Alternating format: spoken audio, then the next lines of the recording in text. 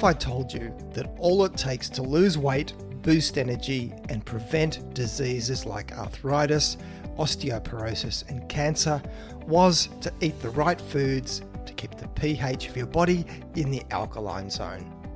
Well, if I were prepared to throw out every bit of scientific knowledge that I have on how the human body works to buffer against acidity and alkalinity, then sure, I could tell you that. But I'm not. Instead, in today's podcast, I'm going to investigate those wild health claims made by the celebrity-endorsed alkaline diet and explain why it is pseudoscience squared. The alkaline diet and all things related to alkalizing your body has been a trend that has bubbled away for decades and shows no signs of going away. It seems any Insta influencer who isn't promoting the merits of alkalizing your body just isn't healthing hard enough. Alkaline diets have been promoted as a magical cure-all to treat or prevent cancer, heart disease, low energy levels, and a whole host of other illnesses. The premise behind the whole alkaline diet is related to something called the acid-ash hypothesis, which underlies this diet. It goes like this. When we eat certain foods like meat, poultry, cheese, fish, eggs, and grains, ash is produced in the body. The type of ash is determined by the relative content of acid-forming components in a food, such as phosphate and sulfur, and alkali-forming compounds such as calcium, magnesium, and potassium. Now, this isn't quite like the ash you get after a fire, but the analogy is useful. Think of metabolism as like a fire that converts food to energy. And within all the chemical reactions going on, there is some residue left over called metabolic waste. And this metabolic waste can be alkaline, neutral, or acidic. And it is that acidic waste that has launched the whole crazy idea of alkaline diets, because eating acid foods makes your blood more acid and disease. Where to start? As with any crazy diet, there is always a kernel of truth behind it. And it is true that different types of foods produce different types of metabolic byproducts. Alkaline ash is produced by fruits, vegetables, nuts, and legumes. Neutral foods are more natural fats, and the evil acidic foods are meat, poultry, fish, dairy, eggs, grains, and alcohol. Now, if you're paying attention, you probably can already see that based on the broad definition of what constitutes an acid food and what is an alkaline food, then following this sort of diet means you eat essentially a vegetarian diet with likely a lot of less highly processed foods in it. And if before you were eating fairly unhealthily but are now focused on a new dietary paradigm of alkalizing your body, then is it any wonder that you could start to feel better? Nothing at all to do with acid or alkaline foods, but just a list of food rules that the diet makes you stick to. But I'm getting ahead of myself. Back to pH and why this diet is total cray. pH is, of course, a measure of acidity or alkalinity. The pH scale ranges from 1 to 14, with 1 being strongly acidic, 14 being strongly alkaline, and 7 neutral. Anything below 7 is acidic, and anything above 7 is alkaline, or also known as basic. Your stomach acid and also battery acid has a pH of about 1, a grapefruit about 3, and black coffee a pH between 5 and 6. While on the other end, seawater is about pH 8, and liquid drain cleaner has a pH of 14. So I guess that makes Drano a health tonic supplement in the alkaline diet world. Advocates of this diet claim since the normal pH of the blood is slightly alkaline at just above 7, which is true, then you should eat alkaline foods and shun acidic foods to keep it there. But here's the thing.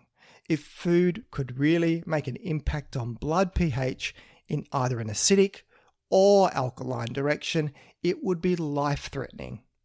A blood pH below 7.35 is called acidosis, and above 7.45 is alkalosis, and both are medical emergencies which can result in death. The body keeps blood pH in a very tight range, pretty much sitting around 7.4 all the time, and it does it thanks to the coordinated actions of the lungs and kidneys. But anyone who has studied physiology would know this sort of basic stuff. Those promoting alkaline diets are not in that group. Food, though, can change the pH of the urine, and that's one of the regulatory mechanisms the body uses to buffer against too much acidity or alkalinity, along with respiration. Urine, though, is contained in the bladder, so does not affect the pH of any other part of your body. So, while an alkaline diet may change the pH level in the urine, it has not been shown to cause sustained change in blood pH levels. That's all because our natural acid-base regulatory mechanisms don't need a special diet to work, so any effect of food on blood pH is minimal and transient. There is the argument, though, that those pushing alkaline diets sometimes come up with when they actually look at a physiology textbook and acknowledge that acidic foods don't change blood pH.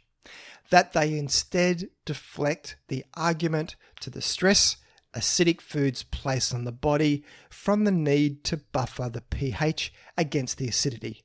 And it does it by pulling out alkaline-rich minerals like calcium, phosphorus, and magnesium from the bones, teeth, and organs to buffer against the extra acid load. They say this leads to osteoporosis and fatigue and compromises our immune system, making us vulnerable to viruses and disease. Now, that claim just doesn't hold pH 7 neutral water. Yes, that's a great theory, which if you want to apply to acidic foods, will equally apply to alkaline foods. So an all-alkaline diet would be just as harmful and stressful from the need of the body to buffer the pH back into the tight range of 7.35 to 7.45. So even though the hypothesis holds that higher intakes of protein and phosphate are acidifying and therefore detrimental to bone health, what happens when you actually look at the research that diets high in these nutrients have a positive effect on calcium metabolism and markers of bone health? And all this focus on blood pH pushed by alkaline diets ignores this one simple observation. pH differs all throughout different body compartments.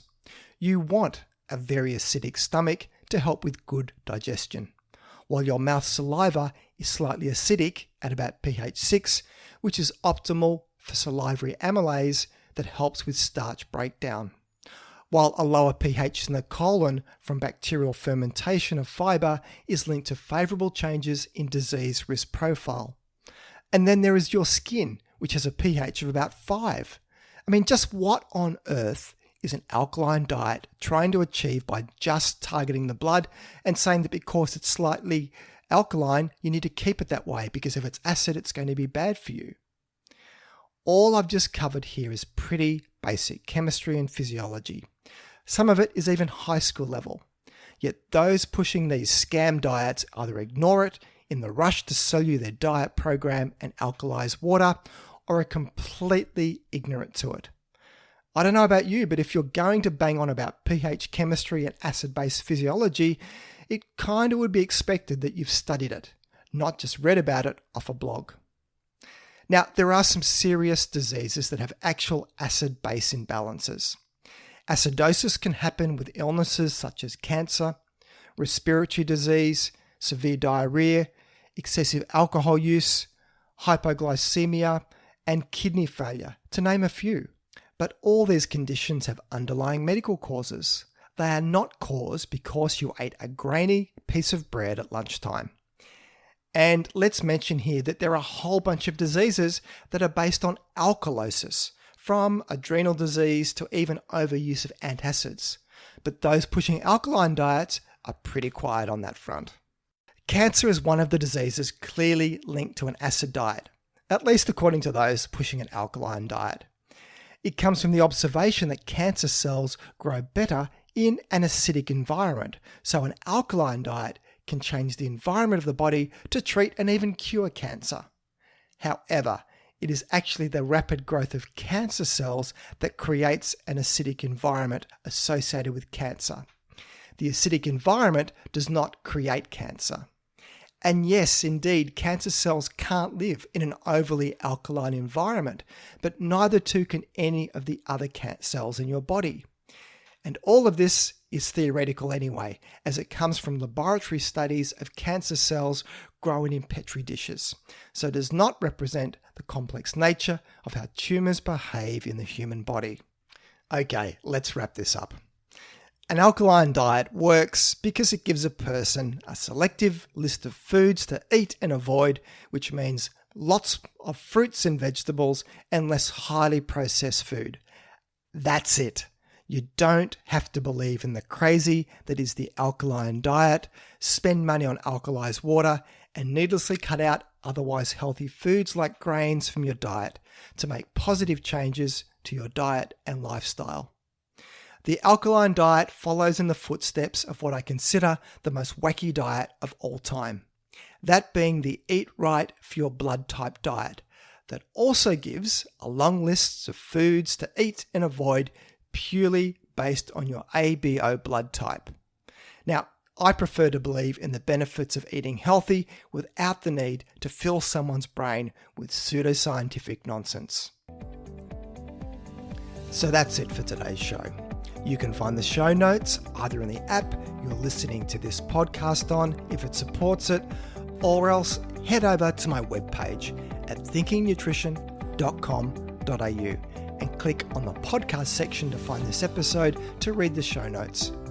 If you find this podcast of value, then please consider sharing it with your friends and colleagues, or maybe even leave a review. This all helps increase the ranking and reach of the podcast, which means a big win for credible, evidence-based nutrition messages while helping to dilute out the crazy and making the world a slightly less confusing place. I'm Tim Crowe, and you've been listening to Thinking Nutrition.